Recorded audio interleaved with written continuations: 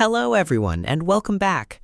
In today's video, I'm going to show you how to use Chrome Task Manager step by step.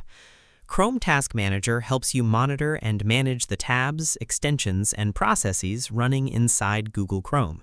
It can be especially useful when Chrome becomes slow or unresponsive. So let's get started. First, open Google Chrome on your computer. Next, click on the three-dot menu in the top right corner of the browser window. From the menu, hover over More Tools.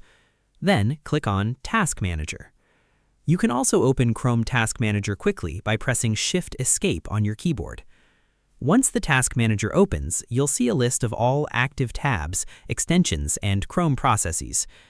Each item displays information such as memory usage, CPU usage, network activity, and process ID.